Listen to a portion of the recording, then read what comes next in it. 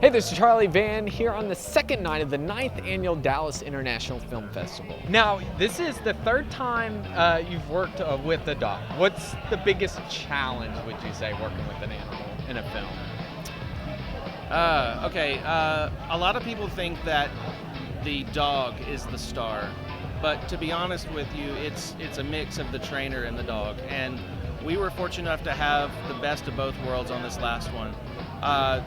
Uno is the name of the dog, and he's just amazing. We saw him on YouTube, and like you're browsing YouTube and you think, oh man, that's awesome.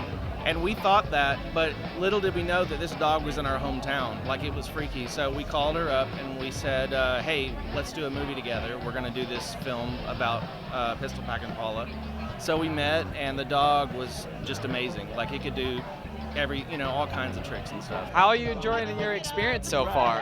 So far, it's been really fun. I just got in this morning around 3 a.m. And just finished the screening of Red on Yellow Kill a Fellow, which I'm also in as well. So that was really fun. So double features, I mean, that's gotta be exciting.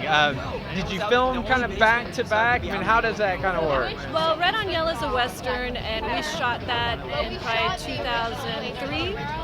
And they had a little bit longer production time. And then Don't Look in the Basement was shot at the beginning of last year. Now, this is a sequel to The Forgotten, which 40 years ago, 1973. I mean, how did you get involved? And It's actually a funny story, and it goes back about 5 or 6 years ago. I was at Texas Frightmare Weekend, running around being crazy like I am, and I ran into that man right there, Anthony Brownrigg, and we created like basically a film partnership and started working together. And he is the son of SF Brownrigg, the original director. And so he's been wanting to do this for years, and he called me one day and he was just like, hey, guess what we're doing? And I was like, what? He goes, we're writing Don't Look in the Basement too. And I was like, okay. So I got on board to co-write some of the scenes and some of it, help kind of round it out a little bit. He wrote most of it.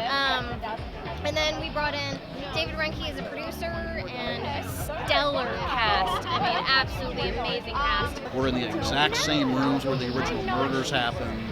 So audiences will really love it. If they know the first one, this one just... was that part of the kind of plan all along, to do the same locations? That was the hope. We weren't sure if we'd be able to get it, but Tony, that was always his desire, was to shoot it there.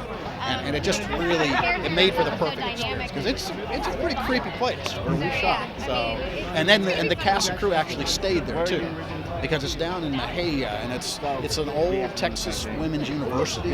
It's an old women's college. So there were dormitories. So we kept the cast and crew there the whole time, 7 days a week.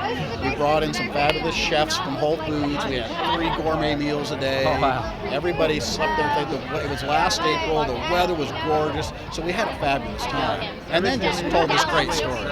How excited are you to be a part of this? And I hear that your film is part of the first of the Midnight Showcasing, is that correct? Yes, it is, and we are absolutely floored. We're really very appreciative of the festival. The perfect place, the perfect time for this film to make its premiere. Now, I read the same locations as the original. How was that process? It had to be a little bit challenging, right, to get the same location? Well, oddly enough, it was pretty easy. Yeah, it was really? Yeah, I thought it would be a huge hassle, but it sort of just fell in we talked about it, this film is basically the stars aligned and everything happened. Yeah, the original film was shot at the Trinity Institute in Tawakona, and it's still there.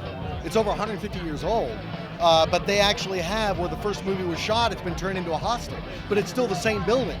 So we were able to get the whole thing for a month, and we basically camped out for the whole month. The whole cast and crew slept there and ate there, and it was like summer camp. And made magic. Now, of course, you fast forward 40 years into the storyline. Why did it take a little bit to get this story to come back, to get this sequel? I think it's just all timing. I mean, Tony had been thinking about it Well, my father was trying to do it since '72, but he couldn't get the budget, And again, I think David's right. I think the stars aligned. At one point, Danny Red his father worked with my father, and I've known Danny for years, and he owns RDM Productions.